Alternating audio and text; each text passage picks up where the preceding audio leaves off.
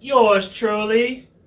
Y'all know who it is. It's your boy, Mr. Uncut. Y'all know that the mission of Uncut Live Productions is where we focus on mind, body, soul, spirit, faith, social issues, politics, community, you name it. As I always say, we keep it 100 on 1,000. We will not be paused, edited, or muted. Whatever you see, hear, hey, cards lay, how they lay. And it just doesn't get no realer than that. Eyes on the community. Gorgeous Prince Georges. Prestigious Prince Georges. On this edition of Uncut Live Productions, we're going to call this episode right here the one where we got to get real with it to deal with it. Hey, everybody. We've been talking so much about the nation's capital, talking about the homelessness, the, what was it? I believe they said it was over 80 some odd $million that was misplaced for, toward the that was supposed to go to the homeless community. You know what's ironic about this?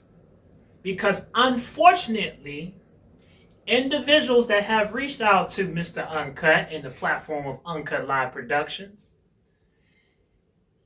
have not been able to give the proper assistance in Prince George's County, Maryland. As a matter of fact, folks that have been in Prince George's County, Maryland, have gone across that border to the nation's capital to get the assistance that should have been given to them in Prince George's County. They've had to go elsewhere, such as the nation's capital. We're going to get real with it to deal with it, y'all. I know we want to talk about this. We got a lot that's happening. Individuals have also hit me up and said, Mr. Uncut, what is your stance on a lot of the people that have stepped down from Prince George's County School Board and have decided to take and advance their career politically and go for actual positions in the districts? What is my stance? You just have to keep following Mr. Uncut, and you're going to find out more sooner than you think. But yours truly, y'all know this is our beloved honorary guest, and if we're going to talk about eyes on the community of Prince George's County, then why not? Let's actually deal with someone that does not mind putting the real issues out there, and not just putting the issues out there. Let's actually talk about bringing solutions. Y'all familiar with this beloved angel, aren't y'all? Mm-hmm. This is the beloved Miss Tanya Sweat for County Executive. We sweating for change. And so without any further ado, we'll dive right on into this conversation. Hey there, how are you? I'm good, I'm well, I'm motivated. I love your energy. You keep me going, because some days I don't know if I'm up for the task, but I'm here. I love being here. Thank you for having me back. Well, I got my little cup of mojo here, so that's That's my little mojo to help get that boost. Extra cream and extra sugar. Well, on the your side. mojo is infectious, my brother. Awesome. Look, I'm glad to be back. And today, I'm glad we're focusing on my middle C, community, because it's all about the community. Y'all know I talk a lot about children, my passion for the children, but I have a passion for our community too. And you touched on something. I started there, I'm going to stay there. When you talk about homelessness in our community. And I have to thank you. I have to give credit to where credit is due, because you helped open my eyes to how bad that problem is, that situation is in Prince George's County. That's one of our secrets that we keep sweeping under the rug. Mm-hmm. We got to pull that rug back before we trip. Yeah. Okay? Let's talk about the latest and the greatest update at our men's shelter out in District Heights. We started out there in February. I did my kickoff in February. And I guess I have to acknowledge that the county did patch the hole so the mice can't get in anymore. They fixed the shower so brothers can bathe themselves. But beyond that, not much has changed, other than there have been these roadblocks now, so it's harder to support our men in transition who need the assistance. And when I said that the roadblocks and the barriers and it's harder to get in there, it changed the phone number. So you can't dial in anymore, dial in a 301 number. You got to go through this 1-800 number and deal with this computer and jump through all these hoops. And come on, that's ridiculous. Mm-hmm. The community now is being denied the opportunity, the right to donate food to our homeless brothers. And I am so grateful for you and the team that went out with me in February, because after we went out, literally every week, our brothers were getting hot meals, mm-hmm. healthy meals. The staff was grateful because it lessened the burden on them. Mm-hmm. Even though they could cook, they didn't have to cook hot dogs anymore, because we know our brothers were getting hot dogs. Mm-hmm. Now that you can't do that anymore. They're not accepting those donations. And we had restaurants who were donating meals. We're not talking about people cooking in their private homes. We're talking about professional restaurateurs. Sorry. Exactly. Catering meals. Catering meals. Ribs, string beans, mac and cheese. We're talking yams. Extending real respect and dignity to our homeless brothers. Now that's cut off. Can't do that anymore. Come on. If you're going to help our men transition back to a working life, if you're going to help them get back on their feet, why not give them what we would want, many of us pay a lot of money for, mm-hmm. and they get it for free. It didn't cost the county a dime to accept a 5-star catered meal for a homeless man to eat. Some of this is restoring the dignity and the pride back into our people, so that they have the motivation, the encouragement, mm-hmm. and the support to get up, even though they've fallen down. That's what this is all about. Mm-hmm. But now we can't even do that. I don't know what's going on with the county and why that's a problem. Somebody need to tell me something. We go from homelessness to dealing with our elders and the affordable housing crisis in the county. Some of our elders are living in affordable housing, quote unquote, but they got to deal with slumlords who are not maintaining the facilities and who retaliate against the residents when they raise concerns about maintenance issues, not having sufficient lighting, having decks and porches that are about to fall apart. The wood is rotten and decayed, so they can't even use the facilities in such a way that they can enjoy the later years of their life. Sit out in the sunshine because the deck might fall off and they might get injured. You've got elderly... Beechwood, matter of fact, Beechwood community. I wasn't going to call no names. Y'all, we got to get Mr. Uncut. We listen. Because y'all don't get an uncut moment here. We're going to wait for February to come back next year to talk about black dignity, black power, black joy. And if we're going to we're gonna talk about black dignity, black power, black joy. It's not a fashion trend. We have an issue. Prince George's County, clean house time, from the pulpit to the state of the government. Check me. Nobody gonna check me. We have these issues, ladies and gentlemen. I know about Beechwood because I had a senior citizen, 72 years of age, that called me. See, let me help y'all out. See, because this is what we do. We hide behind elitism. We hide because as long as the issue is not at our door, as long as you go to bed at night and you can eat a filet mignon, as long as this issue is not at your front door, we turn a blind eye and a deaf ear. And a deaf ear. How do you go to bed? Oh, I can't go to bed like that. I like to go to bed at least with a clean conscience. I'm just saying, our seniors have already paved the way. Mm-hmm.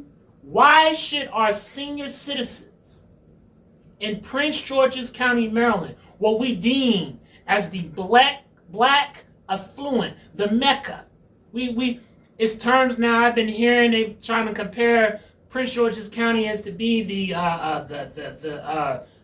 Atlanta of the DMV. Make this make sense. How can this be? We have over 530 some odd individuals in Prince George's County that don't have a place to go. Hold on, let me help you out. I'm gonna talk about this too because I've been seeing a lot of people. I've been seeing a lot of our public officials that have been counting out our youth, making it seem as if that the youth are the reason for what we're seeing in for the crime. Let's get real with it to deal with it. Yeah, I had other individuals that called me out and told me and said, well, you gotta call the community out. No, we're gonna put everybody in the room. Right. We're gonna get the police chief. We're gonna get real with it to deal with it because, ladies and gentlemen, let me help you out. I don't read about the icons, the matriarchs, for the sake of reading about them.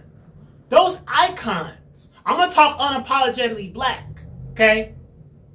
I don't want nobody talking about saying, I have a dream speech by Dr. King, and we're not realizing that we are that dream. It was, I can't remember, 2 shows back. I played a little clip from Malcolm X where he said, "Who taught you to hate yourself?" It was a statement you made, and everybody had been hitting me up. And I believe the statement that you made was, "We don't recognize the beauty." That is us. Yes. That is us. Yes, I said it, and I'll say it again, and I stand by it. I said that because what we're going through right now in our community is we're gentrification, period. End of discussion. It's what it is. We're talking about walkable communities and green communities. Nothing wrong with that. Yes, we do want that. However, we're not acknowledging our own African American culture as we develop and build these new communities. Not only are we not acknowledging our culture, we're pricing us out of it, pushing us out of it. I mean, I was talking about my seniors in the affordable housing that they're paying $1,600 a month and they can't get proper lighting in common areas. They can't get a deck or a patio that's safe and sidewalks that they're not going to trip over in their wheel or have cracks that are going to disrupt their wheelchair movement. They can't get their rollators in and out of the building safely. We also have seniors who live on their own, in their own communities, who are getting all these special assessments for the sidewalks that should have been paid for a long time ago, but they're still being taxed to pay for the green community and the walkable sidewalks and the walking trails, but the bonds that the county issued have been satisfied, according to public record. And years later now, we have seniors who are still being taxed for this stuff. And these taxes are so expensive that many of them are saying, I can't afford to live in my dream home anymore. So that's why I say we don't understand the beauty that is us. The county is willing to give credits, exemptions, waivers to developers who come in to build these communities, but the county leaders are not taking into consideration the needs of the community as these things are being built. And then they're putting the burden back on us to pay the bill. That's not how this is supposed to work. These developers, the special interests, they come in, build these houses, they sell the houses, they get their profit, they go back to wherever they came from. Because understand, they don't live here. We're left with the tragedy of having to pay for what county leadership says is good for us. We've got, and let me back up a step. The county is also giving money in loans and grants that don't have to be paid back to these builders and developers. And if you think I'm lying, check the records. I have the lien documents. I have the loan documents where the state of Maryland has lent money to builders who are supposed to be building affordable housing for our seniors. And now these builders have turned into slumlords. I have the documents showing that the county of Prince George's lent money to builders who are supposed to be building communities for our elders. And they're not living up to their end of the deal. I have the documents where these developers go back in and the county council has agreed to take out these bonds to pay for infrastructure. I have the documents in my records where the bonds were paid off. The bonds are satisfied, but because these developers filed these records, these covenants and declarations saying the homeowners have to pay this money for 30 years. Well, my question is, when the county is assessing homeowners for these things, the bond is already satisfied. So the bond is paid off. The county owes no more money, but the county is still collecting through real property taxes this assessment in accordance with this declaration and this covenant. Where is that money going? Because these communities are not seeing the money.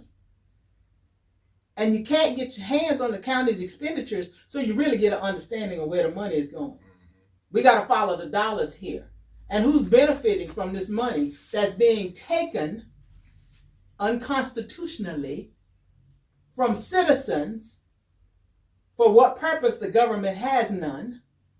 Somebody needs to explain this to me. But you hear our county officials brag all the time that we have a AAA+ rating with the credit bureaus.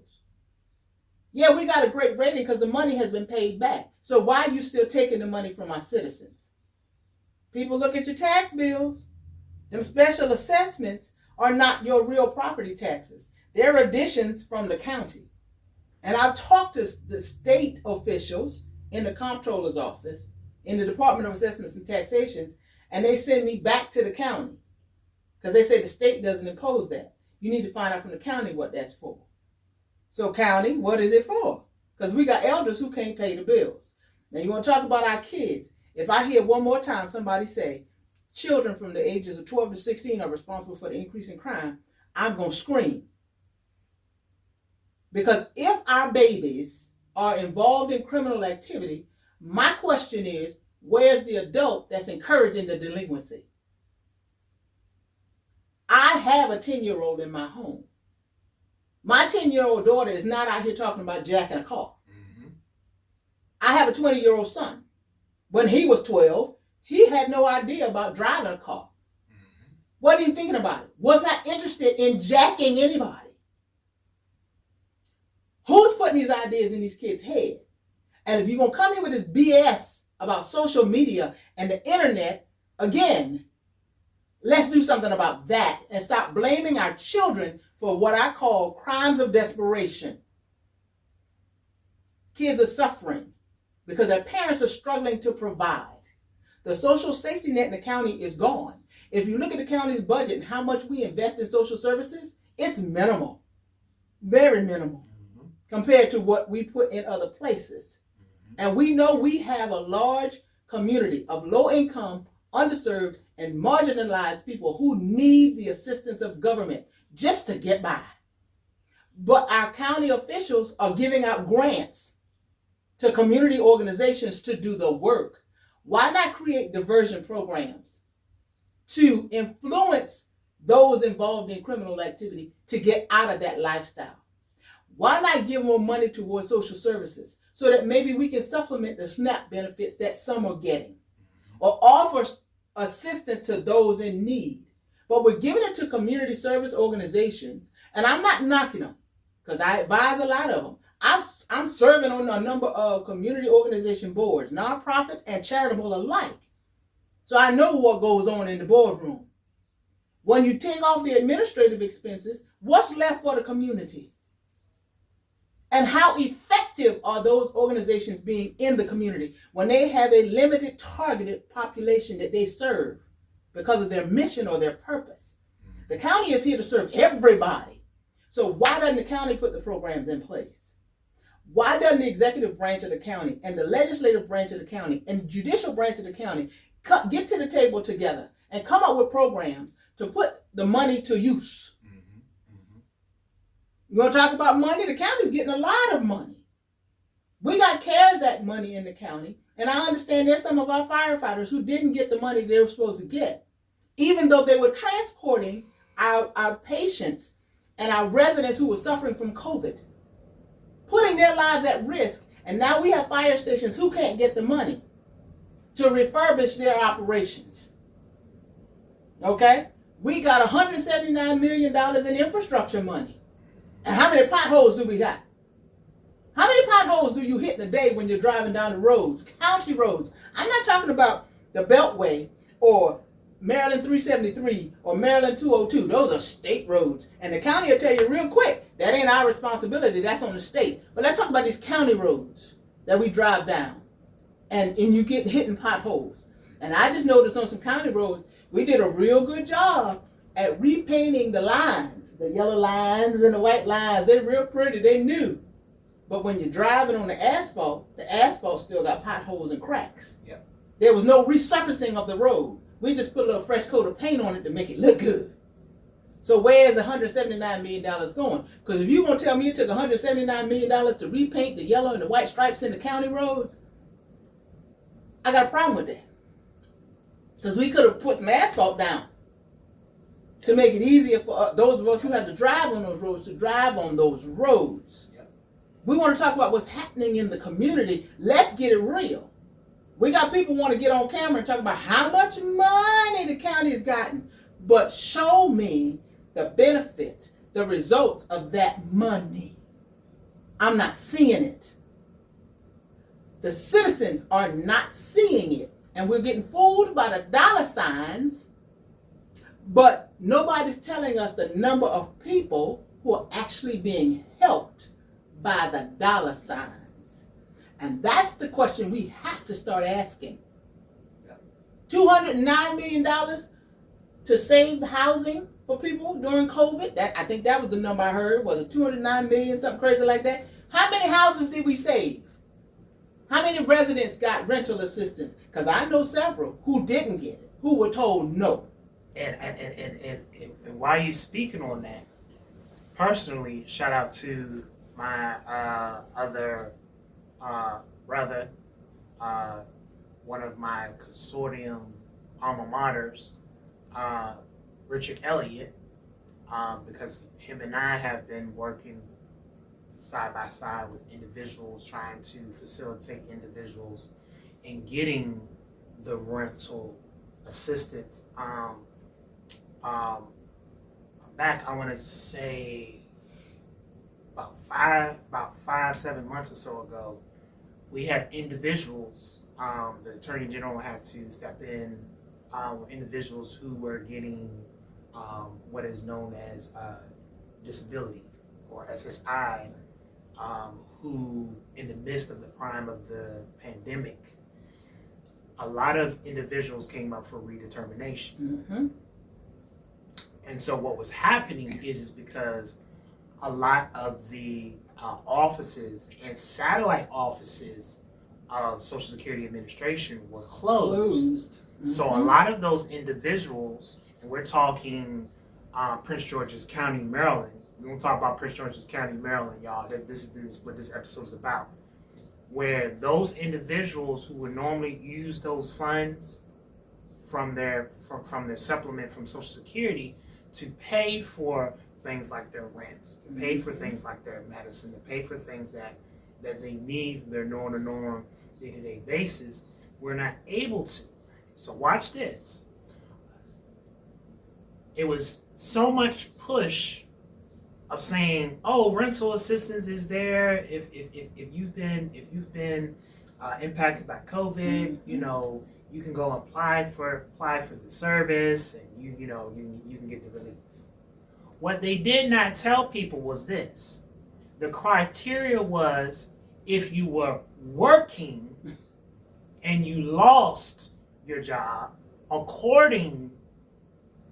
because you either had COVID, that would then qualify you. So what happens is now these less fortunate or very vulnerable population now had to gripe, and some are still griping because it wasn't only till about a month or so ago where they made it now that all of the offices for the Social Security Administration are now open up. But the case log is now so huge.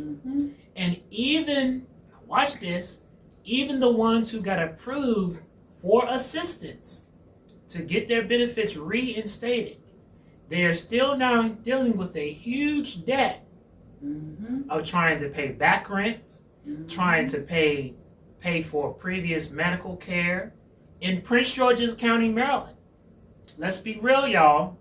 We can keep saying it's prestige, Prince George's, gorgeous Prince George. I think we need to just get rid of all of that and get real with it to deal with it. Everybody's not living gorgeously, and everybody's not living lavishly. And unfortunately, it seems like in Prince George's County, we only have a few that have. We have the haves, and we have a whole lot of have-nots.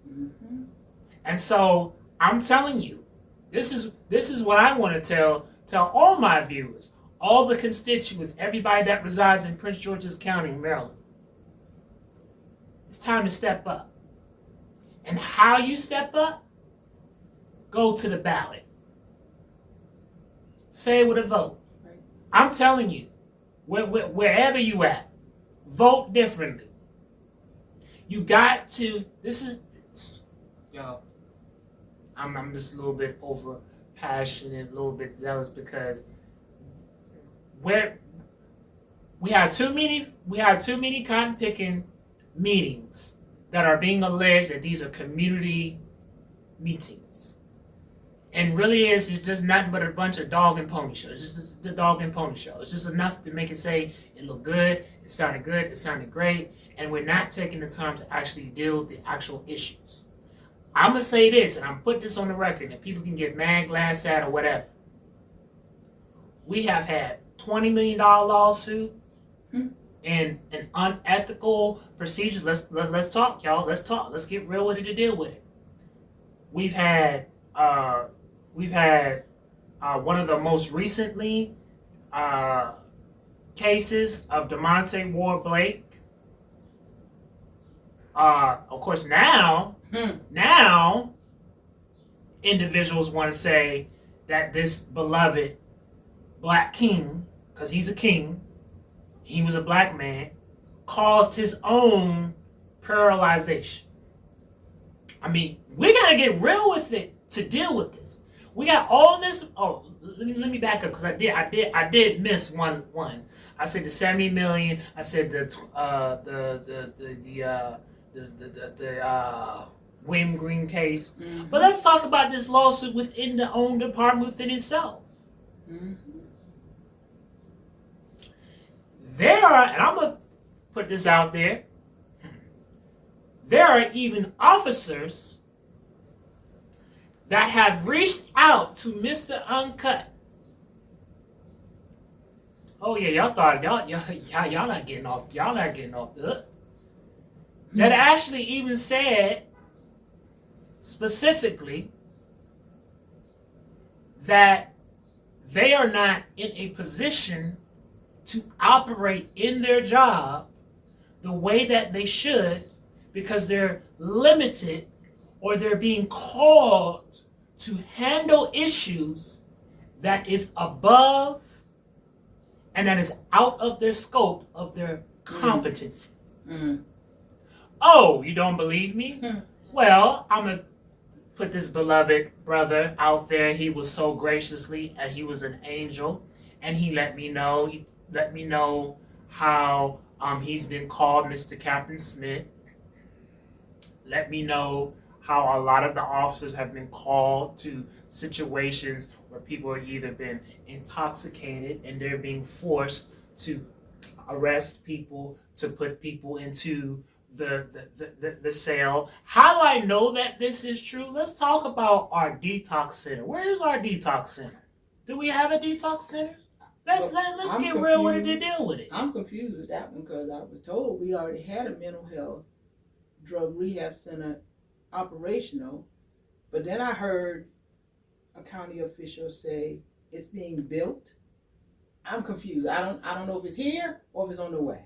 I don't know. That sound like the same thing when they say over in what's that, District 6, district where they not, I may be mixing the districts up, but where they say at the last summit meeting they said it's supposedly coming down the pipeline, this new shelter. Yeah, I'm confused. I'm confused because I'm saying if we're having all of this money that's coming out left from the north, south, east, and west, if an individual right now calls me and says, I don't have a car, I don't have a bed, my question is where are they to go within the county? Oh, I forgot. There is none because even the facility in which the only 30 some odd individuals of the men who are in that shelter, right. If they're already having issues with where they're being housed at and not able to be able to provide the fluent and efficient services, so how can we possibly be talking about, oh, it's going to come and act as if, oh, that it's going to come is going to resolve the issue right at hand. Right. That the houses are being built in 90 to 120 days. I've seen full communities be built and sold out in 6 months. And it takes us years to get a government facility built. I am confused. I don't understand. But that's another discussion for a whole nother day. I don't get it.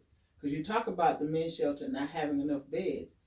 I've talked to county council members who've told me the money was approved years ago to build a new shelter, but ground hadn't even been broken.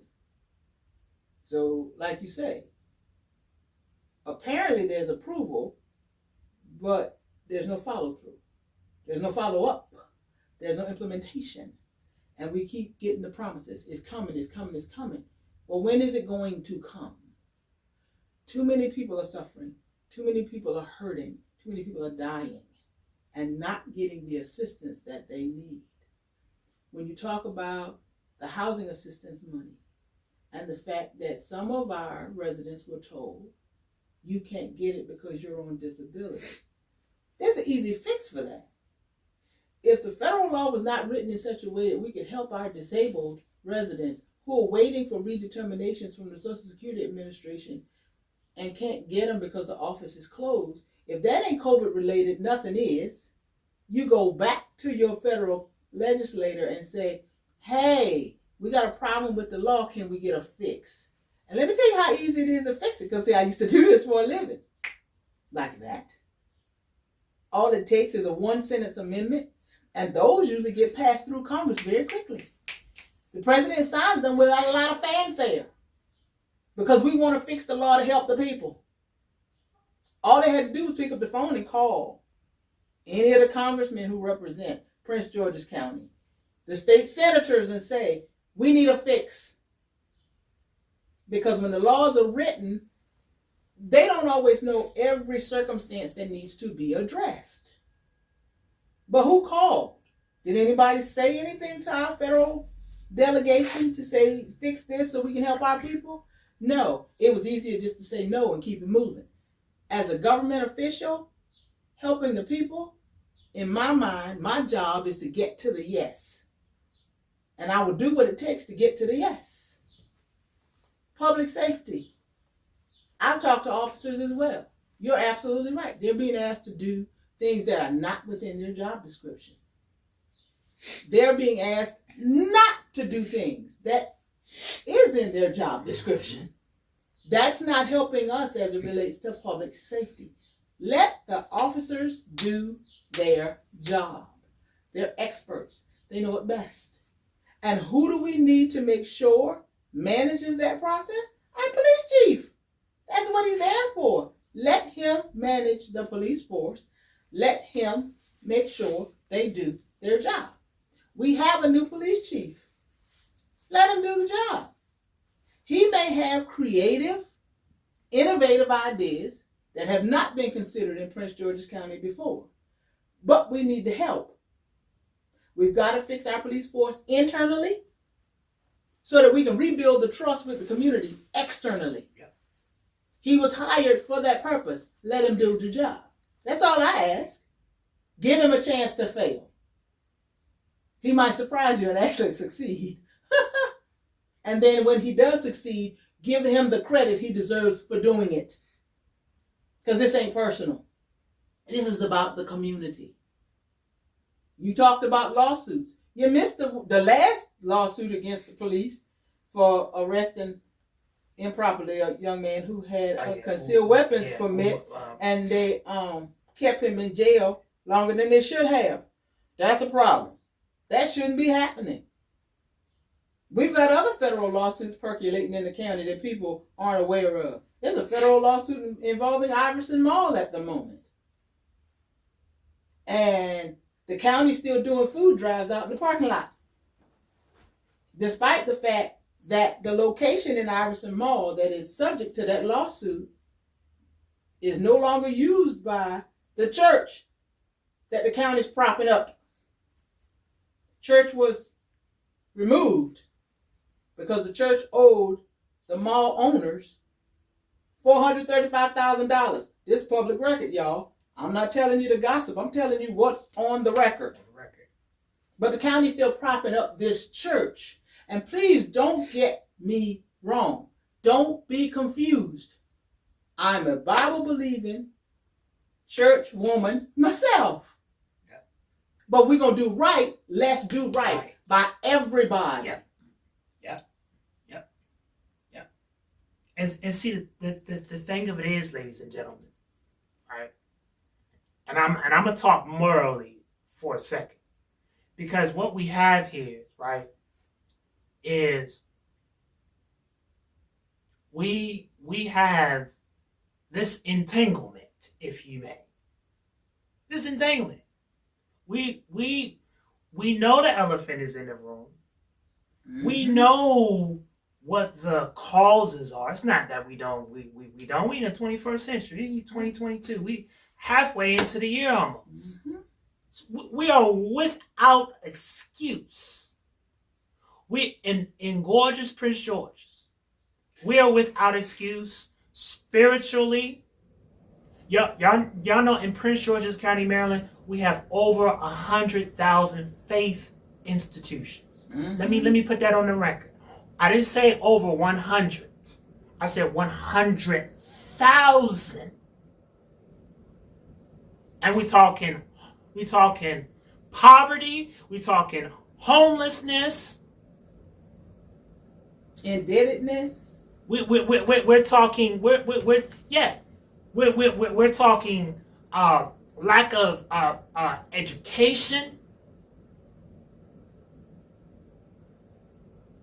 Mm-hmm. Are the schools. And this ain't to put nothing. I'm gonna talk about this school because I took this school up under like a baby. Okay? See, again, y'all didn't know this. I helped facilitate a program called Higher Altitude Organization of Impact at Benjamin Stark. And what we did was we worked with the students. We worked in the community center. Outside here on the set, I actually had a mirror. I'm a motivational speaker. What the children did, came up with their own affirmations, things that helped them to be able to navigate through them coming out of class. After they got released from class, they would come, they would have their homework, they would have just different things, a place where they can come, they could debrief, they could say how, if they loved it, how their day went, if they didn't, yada yada. Excelled. Shout out to Alex Richardson. He was the president of the program. I served as the vice president. We mentored. We did homework placement. We helped with their homework. We helped them study. We helped them, if it was something that they didn't understand, we began to, help them in that area. We began to, if it was something that was out of our caliber, out of our league, we began to bring other additional experts to the scene to help empower. Some of those individuals have transitioned into high school, and some of those students still reach out and say, hey, Kenneth, I need to see you. I'm thinking about either vocational training. Is it something, thinking about college? Okay. So I say, okay, well, what college you want to do? So I'm either looking, they like, some saying University of Maryland. Okay, we have our beloved sponsor, I forget the gentleman's name, at the summit, the summit we did in Mr. Johnson. Mr. Johnson. Earl Johnson, yes. So, Education Outreach Office. Have put some people over to him, sent some people that way. A couple of colleagues of Morgan State that I have reached out to the deal is this. I'm gonna be honest with you. We are without excuse. Yes. Yes. We are literally without excuse. We have no excuse. We have. I don't want to hear this. Oh, well, these are issues at the hand. Call the people. Bring the people. Bring the people. Say, hey, this is what I have been able to do. This is what I have not been able to do. Be honest with the people. Right. Bring the big shots. I said it and I'll keep saying it. We've got to include. We can't keep having this separation. Correct. We can't keep, you can't call another community meeting without having a community. It's not a community meeting. It's not a meeting if you're not calling the meeting for the purpose of having a two-way discussion with the community. A conversation, a dialogue, not a monologue. The government should never be in a position to talk at people. Because if this is a government of the people, by the people, and for the people, you've got to include the people in the conversation. And we can never, as government officials, public servants, assume we know what the people want. People elect us based upon what we say we're willing to do, and we need to flip the script. Everybody asks me, how's my campaign going? And I just had a supporter tell me I needed to change my response. And I appreciate, so much do I appreciate that piece of advice.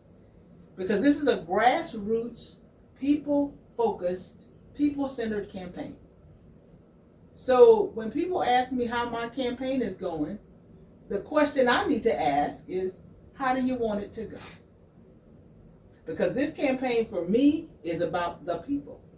And I'm hearing so much from the people, and I thank each and every person who's reached out to me, whether by social media, phone, email, snail mail, carrier pigeon, however you've gotten to me. I appreciate that because I want to hear from the community.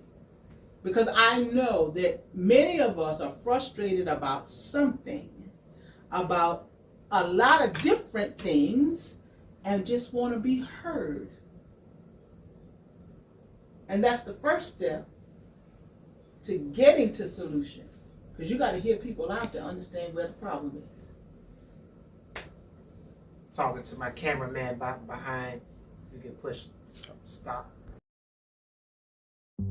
All right, ladies and gentlemen, at this point, you have heard what the candidate is about.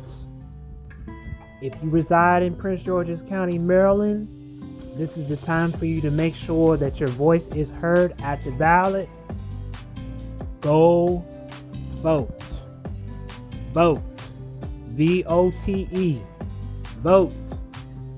If you want to get involved and to get engaged and to learn more about the campaign of Tanya Sweat for county executive, go to tanyasweat.com. tanyasweat.com. Get active, get engaged, get involved. Guess what? It's time for us to step up to be the change that we want to see. Uncut Live Productions. Y'all can go catch the full rest of the episode on Facebook. The full episode of this segment on Facebook.